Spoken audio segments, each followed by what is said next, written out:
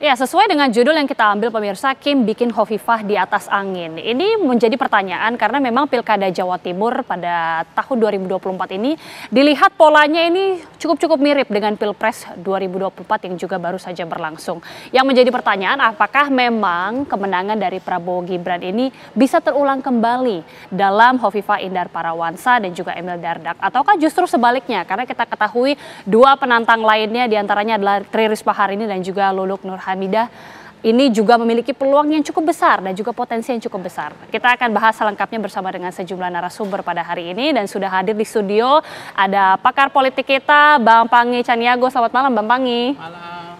Oke. Dan juga tentunya ada Bang Arya Seno selaku politisi PDIP dan juga merupakan juru bicara ataupun tim ses ya, tim ses langsung dari Bu Risma. Selamat malam Bang Arya Seno. Selamat malam Mbak Gita. Terima kasih. Oke. Dan juga nanti bergabung dan sepertinya sudah bergabung pemirsa secara virtual. Yang pertama saya akan perkenalkan satu persatu dari Wasekjen PKB, dari tim Luluk juga ada Pak Saiful Huda. Pak Saiful Huda, selamat malam. Malam Mbak, malam Oke. semuanya. Baik, dan juga ada Sekjen Golkar Pak Sarmuji yang merupakan perwakilan dari tim Hovifah. Pak Sarmuji, selamat malam. Assalamualaikum. Selamat malam Mbak. Oke, dan juga tentunya ada pakar politik Unair yang nanti akan menjabarkan ya bagaimana sebenarnya basis pemilih di Jawa Timur, dan sepertinya sudah tersambung Prof. Kacung Marijan. Prof. Marijan, selamat malam, apa kabar? Alhamdulillah baik-baik. Oke, Prof, sepertinya saya akan langsung mengawali pertanyaan dari Prof. Marijan untuk bisa menjelaskan bagaimana sebenarnya konstelasi di Jawa Timur mengingat sudah ada 3 Serikandi yang saat ini siap untuk bertanding. Tapi sebelumnya kita melihat apakah memang ada pola kesamaan, Prof, antara Pilkada Jawa Timur ini dengan Pilpres yang baru saja berlangsung? Ada kesamaan tapi ada perbedaan. Oke. Misalnya partai pendukung, ini kan kalau Hovifah kan Kim Plus ya. Di sana ada P3 yang dulunya ke Mas Ganjar, lalu yang Nasdem sama PKS yang dulunya ke Mas Anies, nah sekarang ke Hovifah. Nah, sementara PKB sendiri, nah PDIP juga relatif sendiri juga. Jadi ada perbedaan itu. Jadi memang agak mengelompok di Hovifah. Tuh. Ini dukungan dari partai loh. Kalau bahasnya adalah dukungan dari partai-partai. Oke, itu kan Jadi dari... ada kemiripan tapi agak sedikit berbeda. Ya, ada kemiripan dan juga ada perbedaannya juga. Saya juga langsung minta analisa kalau gitu deh, langsung dari Bang Pangi. Bagaimana Bang Pangi melihat, kalau tadi Prof. Marijan melihat ya ada kesamaan dan juga ada perbedaan? Iya, apa yang disampaikan tadi Prof Marijan itu luar biasa juga, bahwa beliau mengatakan dukungan partai dari Bu Hovifah ini yang kekuatan penuh ya. Artinya memang pertarungan pilkada ini kan pertarungan memang ada 2 DNA kan. Pertama DNA center of kandidat kepada kekuatan elektoral dari figur. Yang kedua adalah kekuatan partai pengusung.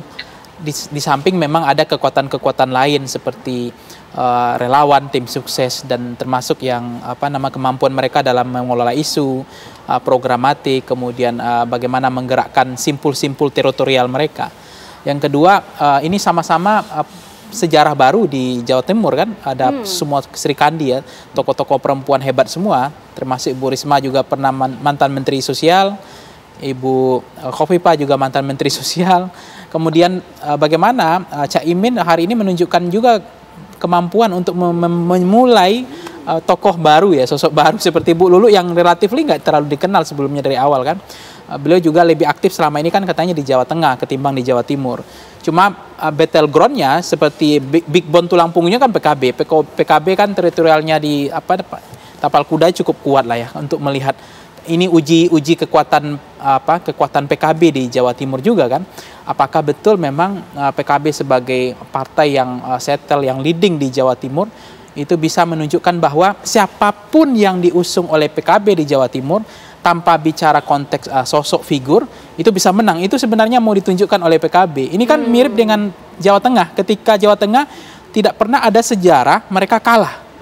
Mau elektabilitas rendah pun maupun yang tidak punya modal elektoral, tapi kalau udah diusung oleh PDIP selalu menang. Kan ini mazhab ini mau dicoba juga mungkin oleh di Jawa Tengah oleh PKB, bahwa mereka mengakui bahwa kami punya kekuatan di mesin partai yang relatif lebih merata, dan ini menganggap bahwa partai PKB partai yang cukup modern dan menunjukkan bahwa persoalan Luluk yang tidak dikenal, yang elektabilitasnya modal racikannya tidak terlalu besar, tapi punya optimisme bahwa diusung oleh PKB ini punya peluang untuk menjadi lawan tanding yang sebanding dengan incumbent yang tadinya itu istilahnya itu grand coalition, koalisi gemuk itu yang cukup besar, apalagi approval rating dia bagus sekali, tinggi, ditambah lagi berpasangan dengan calon yang lama yaitu Emil Dardak, dan pasangan chemistry yang sudah berhasil 5 tahun sebelumnya menunjukkan mereka bisa bersatu kembali.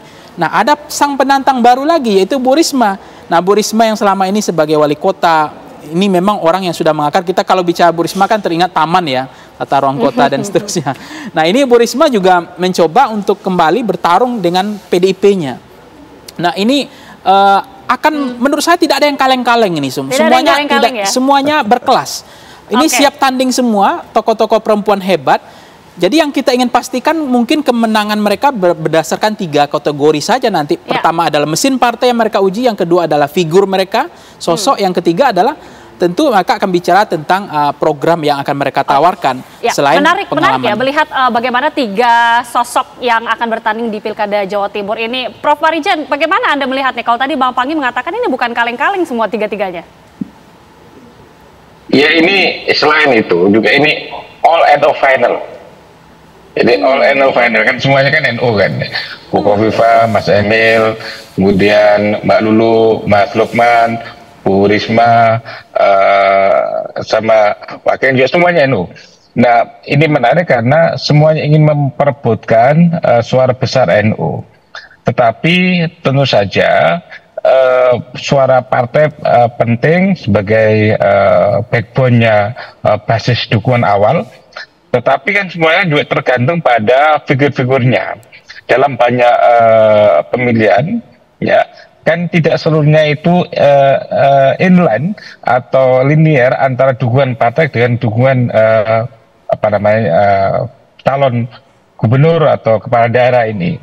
Jadi ini juga tergantung pada bagaimana masing-masing ini untuk menggerakkan akar rumput organisasi dan lain-lain. Misalnya begini, contohnya adalah Bu Kofifa sebagai ketua muslimat ya, tetapi di Jawa Timur tuh fatanya itu dekat PKB gitu. Jadi ini agak menarik, sama-sama perempuan tapi muslimatnya dekat ke Bu Kofifa, tapi fatanya dekat ke PKB. Nah, kemudian Bu Risma, walaupun beliau tidak aktif di NU, tapi beliau NU kultural. Kemudian Pak Gusan sebagai salah satu putra pesantren yang di Jombang itu juga aktif. Jadi ini menjadi menarik bagaimana masing-masing itu mencoba untuk menggali masing-masing dukungan. Nah, yang lain adalah Madura. Ini agak menarik karena di Madura ini nggak ada perwakilan. Padahal diaspora Madura di Jawa Timur itu kira-kira 30%. Jadi siapapun nanti, apakah Bu Kofifa, Mbak Lulu, atau Bu Risma, itu juga